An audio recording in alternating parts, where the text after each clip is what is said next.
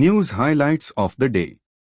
Thomas Cook India and SOTC Travel launch direct flights from Ahmedabad to Bhutan. FHRAI applauds Andhra Pradesh tourism policy 2024-29 as a visionary milestone. FLIGG's 2024 Buy Now, Plan Later report highlights growth in flexible travel planning. ITO luncheon meeting charts path for revitalizing Indian tourism. SOPA lodges partners with global destinations to expand reach in Indian market. Kerala's Kappad and Chal beaches awarded prestigious Blue Flag certification. Now news in detail.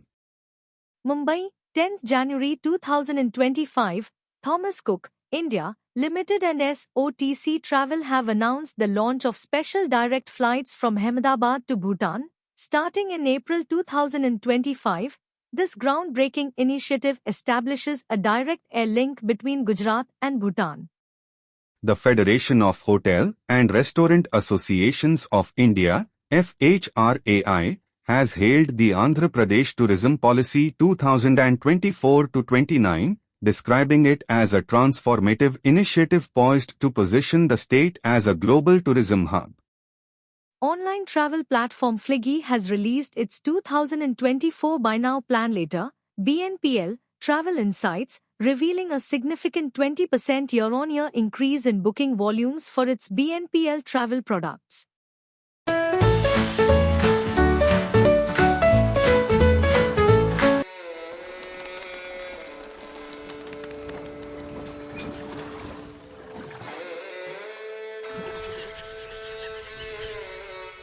A witness to history, a land where faith, history and culture flow together. This is Prayagraj, India's sacred heart, where stories of the past are not just preserved but thrive in its every corner. Prayagraj Heritage Walk, organized by the Uttar Pradesh State Tourism Development Corporation. The Indian Association of Tour Operators, ITO, hosted an interactive luncheon meeting to address key issues in India's tourism sector and outline actionable strategies for global enhancement. During the event, our team talked to ITO management. They said, See, luxury is indeed a very important sector for travel, I can say. Most of the people who are dealing in luxury segment, there will be enormous growth in future because people want to travel individually and they want to have a lifetime experience. So I'm sure luxury segment will do much better in future. See, technology plays an important role for any tourism business. And I must say, if you are not catching up with the technology, you will be obsolete. I'll repeat, you will be obsolete because, we need to focus. And with less manpower, technology can help you to get better results. And in our company also, we do 30 to 40% things automated. So we are trying to incorporate as much as we can in terms of technology. Well, today the participation of the Government of India in Fattur is a big way of doing things. And there are initiatives which are being taken by a very proactive team led by the Honorable Secretary Tourism and especially the Director General Tourism, Mrs. Munga Sinha, IAS, on various issues.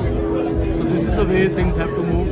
One has to listen and do everything for the industry. This is what Ministry of Tourism has been. Well, as far as the present visa policy is concerned in India, presently I think it's quite easy to get a visa to India. The 30 days visa, which is available as an ETA, Electronic Travel Authorization for the e-visa, costs about $25 and usually people do get it within 72 hours. So I don't think there's any problem as far as the visa is concerned. And there may be some operational problems when people have to upload a photograph of a certain specification which maybe the Europeans or the Westerners don't understand exactly.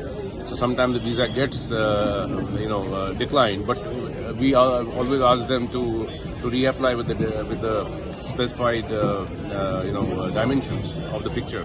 So normally we don't find any problems as far as visa is concerned. Sopa Lodges, one of East Africa's leading safari lodge chains, has appointed Global Destinations as its official marketing and sales representation company in India.